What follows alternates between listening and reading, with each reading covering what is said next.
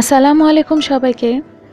নতুনদের কাছে মনে হতে পারে গরুর মাংস রান্না করাটা অনেক ডিফিকাল্ট। আসলে অন্যান্য মাছ বা সবজি রান্না করার চেয়ে গরুর মাংস রান্না করা অনেকটাই সহজ। আজকে আমার এই রেসিপি দেখার পরে আশা করি গরুর মাংস রান্না করার আপনাদের বেসিক একটি আইডিয়া তৈরি হবে।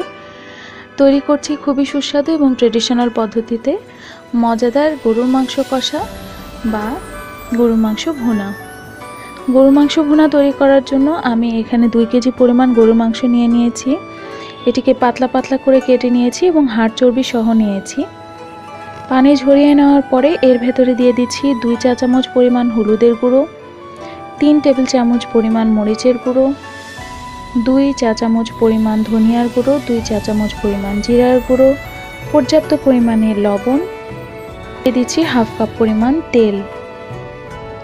তেল দেওয়ার পরে এর ভেতরে দিয়ে দিচ্ছি 2 টেবিল চামচ পরিমাণ রসুন বাটা এবং আদা বাটা এবং দিয়ে দিচ্ছি প্রায় 3 কাপ পরিমাণ পেঁয়াজ। গরুর মাংসটা অনেকক্ষণ ধরে কুক করতে হয় বলে পেঁয়াজগুলো সমস্তই গলে যায়। এরপরে দিয়ে দিচ্ছি 4টি তেজপাতা, 4টি বড় দারচিনির টুকরো, 4টি ছোট এলাচ, 2টি বড় এলাচ, 4টি লবঙ্গ, 5-6টি গোলমরিচ। এরপরে মাখানোর পালা। হ্যাঁ বন্ধুরা, এই পর্যায়ে আপনাকে খুব ভালো করে গোশতগুলো মাখাতে হবে এবং এটি হাত দিয়ে মাখাতে হবে। আমি এখানে হাত দিয়ে মাখিয়ে নিয়েছি প্রায় 20 মিনিট। খুব সাবধানে মাখাবেন যাতে হাত লেগে আপনার হাত কেটে না যায়। গোশতগুলো খুব ভালো করে মাখানো হলে পর্যাপ্ত পরিমাণে পানি দিয়ে এটিকে আমরা চুলায় বসিয়ে দেব এবং ঢাকনা দিয়ে ঢেকে রান্না করব 40 মিনিট। যখন বলক চলে আসবে তখন মাঝে মাঝে নাড়া দিতে হবে এবং 1 চা চামচ পরিমাণ জিরার গুঁড়ো দিব। দিয়ে কিছুটা বলক আসলে এটিকে নামিয়ে নেব।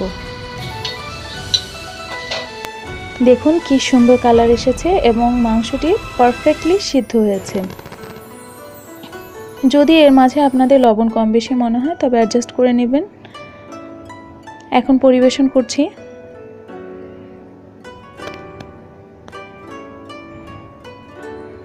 আশা করি আগের রান্নাগুলোর মতো আমার রান্নাটাও আপনাদের কাছে ভালো লাগবে।